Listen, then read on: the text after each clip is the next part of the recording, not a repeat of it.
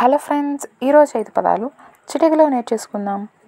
మొదటిది ప్రొనౌన్స్ అంటే ఉచ్చరించు లేదా తీర్మానముగా చెప్పు లేదా నిశ్చయించుకొను లేదా అఫర్మ్ విధించడం అని అర్థం కూడా వస్తుంది. మాటలను పలికే విధానం ప్రొనౌన్సియేషన్ అంటారు కదా, అది ప్రొనౌన్సియేషన్. సో తీర్మానం చేయడం లేదా నిశ్చయించడం, ఉచ్చరించడం, నోటితో పలకడాన్ని ప్రొనౌన్స్ అంటారు. ఇప్పుడు జడ్జిమెంట్ ప్రొనౌన్స్ చేశారు అని అంటారు, అంటే జడ్జిమెంట్ని చెప్పారు అని అర్థం. ఓకేనా. రెండవది ప్రాపర్లీ అంటే తగినట్లుగా లేదా యుక్తముగా లేదా క్రమముగా. ఇంకొక రకంగా చెప్పాలంటే సరిగ్గా, అంటే సరైన రీతిలో, యోగ్యమైన రీతిలో, తెలివిగా, ప్రాపర్గా ఆలోచించి నిర్ణయం తీసుకోండి అని అంటాం. థింక్ ప్రాపర్లీ అని అంటాం, అంటే కరెక్ట్గా డెసిషన్ తీసుకోండి. మీరు తీసుకున్న డెసిషన్ ఫిట్ అంటే కరెక్ట్గా ఉండాలి, తగినట్లుగా ఉండాలి, యోగ్యమైనదిగా ఉండాలి, యుక్తమైనదిగా ఉండాలి అని అర్థం. మూడవది ప్రాఫెట్ అంటే మనకందరికీ తెలుసు, దీర్ఘదర్శి లేదా ప్రవక్త.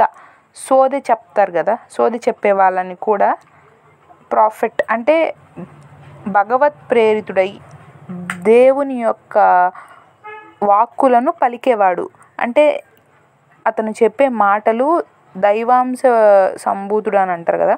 సో భగవంతుని మాటలు ప్రజలకు చెప్పే వాళ్ళని ప్రాఫెట్ అని అంటారు, దీర్ఘదర్శి. ఓకేనా. నాలుగవది ప్రాస్పెరిటీ అంటే శ్రేయస్సు లేదా అభివృద్ధి లేదా క్షేమము. ఇంకొక రకంగా చెప్పాలి అని అంటే శుభము, ఒక డెవలప్మెంట్ అన్నమాట.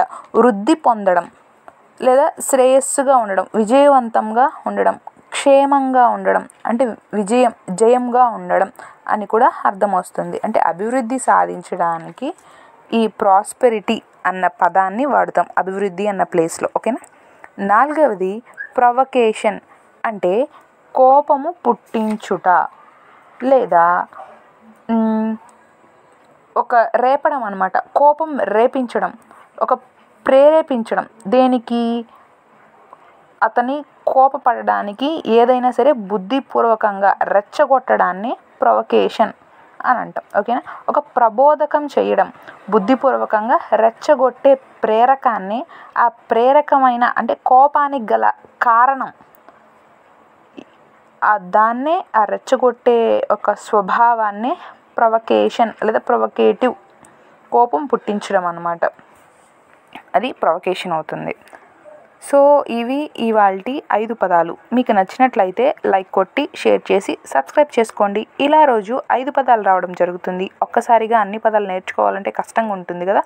సో సులువుగా ఇలా 5 పదాలను గుర్తుంచుకొని తెలుగును డెవలప్ చేసుకోండి, ఇంగ్లీష్ను డెవలప్ చేసుకోండి. మరో వీడియోతో మళ్ళీ కలుస్తాను. బాయ్.